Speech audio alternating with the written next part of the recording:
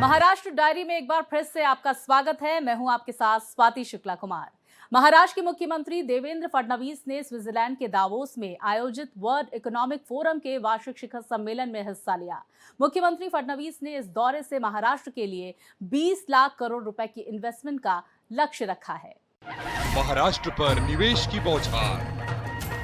मुख्यमंत्री देवेंद्र फडणवीस जब world economic forum में हिस्सा लेने दावोस पहुंचे तो मराठी समाज के लोगों ने उनका भव्य स्वागत किया। जय महाराष्ट्र, छत्रपति शिवाजी महाराज की जय। प्रवासी मराठी कलाकारों ने सीएम फडणवीस के सामने विश्व भर में महाराष्ट्र के बढ़ते प्रभाव और गौरवशाली इतिहास को सांस्कृतिक कार्यक्रम के जरिए प्रस्तुत किया।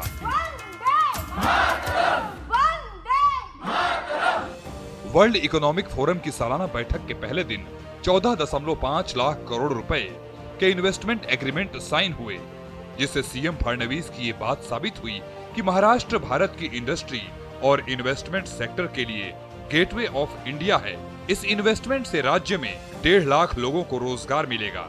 मुख्यमंत्री श्री फडणवीस और industries minister doctor Uday Samant की मौजूदगी में महाराष्ट्र सरकार के इंडस्ट्रीज, इन्वेस्टमेंट और सर्विसेज डिपार्टमेंट के जरिए अलग अलग डिपार्टमेंट्स और अलग अलग सेक्टरों के इंडस्ट्री रिप्रेजेंटेटिव्स ने 19 MOUs पर साइन किए।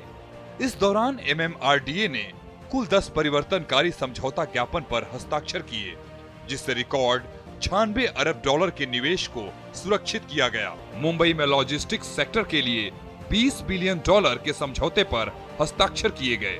वहीं गढ़चिरौली और विदर्भ में स्टील सेक्टर के लिए 20,000 करोड़ रुपए के निवेश से जुड़े करार हुए। इसके अलावा पालघर में स्टील सेक्टर के लिए BFN फोर्जिंग्स और महाराष्ट्र सरकार के बीच 565 करोड़ रुपए का समझौता किया गया। नवीकरणीय ऊर्जा क्षेत्र में महाराष्ट्र सरकार और योगी ग्रीन एनर्जी प्राइवेट लिमिटेड के बीच 4,000 करोड़ रुपए का समझौता हुआ। इसी तरह मुंबई मेट्रोपॉलिटन रीजन में IT और डेटा सेंटर क्षेत्र के लिए महाराष्ट्र सरकार और लोढ़ा डेवलपर्स लिमिटेड के बीच 1 लाख करोड़ रुपए के MOU पर हस्ताक्षर किया गया। बता दें, पिछले साल महाराष्ट्र में 16 लाख करोड़ रुपए के MOUs साइन हुए थे, जिनका कन्वर्जन रेट 75 से 80% रहा। जिन कंपनियों ने महाराष्ट्र में इन्वेस्टमेंट करने और विस्तार करने की इच्छा दिखाई है, उनमें Coca Cola, IKEA, Skoda auto अहम है। राज्य ने ये पक्का करने के लिए एक अलग ट्रैकिंग सिस्टम बनाया है कि इन्हें डायरेक्ट इन्वेस्टमेंट में बदला जाए, जहां नेशनल लेवल पर आमतौर पर MOUs का कन्वर्जन रेट 25 से 30% होता है, वहीं महाराष्ट्र में ये 50 से 55% है। दावोस एग्रीमेंट्स के मामले में कन्वर्जन रेट 75 से 80% तक पहुंच गया है। इस मौके पर मुख्यमंत्री फडणवीस ने ये भी कहा कि हर इन्वेस्टर को महाराष्ट्र के इंडस्ट्री सेक्टर से जोड़कर वॉर रूम के जरिए लैंड एलोकेशन अप्रूवल प्रोसेस कराया जा रहा है। पिछले बार हम लोगों ने MOUs किए थे, उससे ज्यादा ही इस साल हमारे MOUs होंगे, उसके अमाउंट भी उससे ज्यादा ही होगी। और डाइवर्स सेक्टर, मतलब सारे प्रकार के जो मैन्युफैक्चरिंग हो, डेटा सेंटर हो, इंफ्रास्ट्रक्चर हो, सारे प्रकार के इन्वेस्टमेंट्स आ रहे हैं। मुख्यमंत्री देवेंद्र फडणवीस के नेतृत्व में महाराष्ट्र सरकार ने मुंबई में तैनात हजारों पुलिसकर्मियों और अधिकारियों को शहर में ही घर उपलब्ध कराने की दिशा में बड़ा फैसला लिया है। पुलिस वालों को मुंबई में ही घर। मुख्यमंत्री देवेंद्र फडणवीस की अगुवाई में हुई कैबिनेट बैठक में मुंबई में तैनात पुलिस के 45,000 कर्मचारियों और अधिकारियों के लिए टाउनशिप बनाने के प्रस्ताव को मंजूरी मिली है।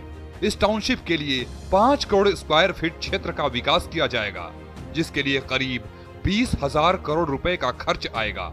इस प्रोजेक्ट से मुंबई में रहने वाले पुलिस वालों को मुंबई के भीतर ही घर मिलेगा, जिससे पुलिस वालों का लंबी यात्रा में जाया हो जाने वाला समय बचेगा और फोर्स के जवानों को तनाव से भी निजात मिलेगी।